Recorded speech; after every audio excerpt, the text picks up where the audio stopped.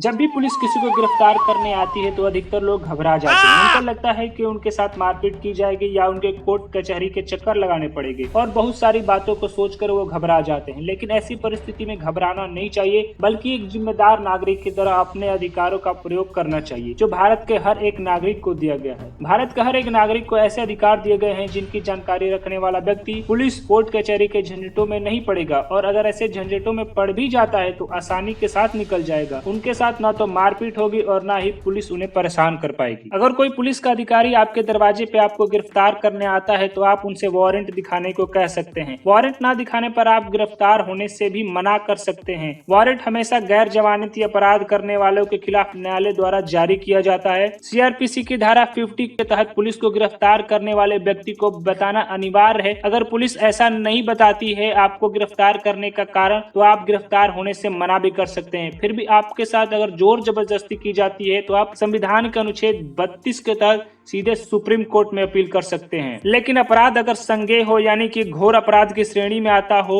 जैसे कि हत्या, रेप, डकैती, तो पुलिस आपको बिना वारंट के भी गिरफ्तार कर सकती है। चुप रहने का अधिकार। अगर आपके पास पुलिस आपको गिरफ्तार करने आती है तो आपके पास चुप रहने का अधिकार है, क्योंकि आपके द्वारा कही हुई हर एक बात को पुलिस सबूत के तौर पर आपके खिलाफ ही यूज कर सकती है। आप उस समय चुप रहिए और अपने वकील का इंतजार करिए। आपका वकील ही आपका वाणी होता है। आपके तरफ से वो जो चाहे वो बोल सकता है। आप उसे निर्धारित आदेश दे सकते हैं, आप अपनी बातें उसे बता सकते हैं। इसलिए पुलिस के गिरफ्तार होने पर आपको चुप रहने का अधिकार है। आप चुप रह सकते हैं। प्रॉपर यूनिफॉर्म में होना। आपको गिरफ्तार करने वाला पुलिस अधिकारी प्रॉपर वर्दी में होना चाहिए और उसकी प्लेट पर उसका नाम साफ साफ लिखा होना चाहिए। ऐसा ना होने पर आप गिरफ्तारी से मना कर सकते हैं। वकील की मांग करना। गिरफ्तारी के समय आप अपने वकील से बात कर सकते हैं या गिरफ्तारी के बाद भी आप अपने वकील से बात कर सकते हैं। ये आपके अधिकार हैं। आप अपने घर वालों को भी इत्तला कर सकते हैं। इसके लिए आप अधिकारी को बोल सकते हैं, पुलिस अधिकारी को, कि आपको अपने घर वालों से बात करनी है। अगर वो मना करता है तो ये भी एक जुर्म है। मेडिकल जांच की मांग करना। अगर आपके साथ मारपीट होती है तो आप मेडिकल की मांग कर सकते हैं और पुलिस के खिलाफ सबूत के तौर पर कोर्ट में पेश कर सकते हैं। अगर पुलिस आपके साथ मारपीट करती है तो आप अपना मेडिकल की मांग करेंगे। पुलिस आपकी मेडिकल जांच करवाएगी, उसे मना भी नहीं कर सकती। यह सीआरपीसी के धारा 50 के तहत आप अपनी मेडिकल जांच की मांग कर सकते हैं और अपनी बेगुनाही के सबूत के तौर पर उसे कोर्ट में पेश कर सकते हैं। मजिस्ट्रेट के सामने पेश करना। सीआरपीसी की धारा 57 के तहत पुलिस किसी व्यक्ति को 24 घंटे से ज्यादा देर तक हिरासत यानी कि थाने में बंद नहीं रख सकती। 24 घंटे के अंदर गिरफ्तार व्यक्ति को मजिस्ट्रेट के सामने पेश करना ही होता है। उससे ज्यादा समय लेने पर पुलिस पे भी कार्रवाई की जा सकती है। अगर किसी व्यक्ति के पास वकील रखने के पैसे नहीं है तो सरकार उसको अपने तरफ से एक वकील गिफ्ट करती है, उसे एक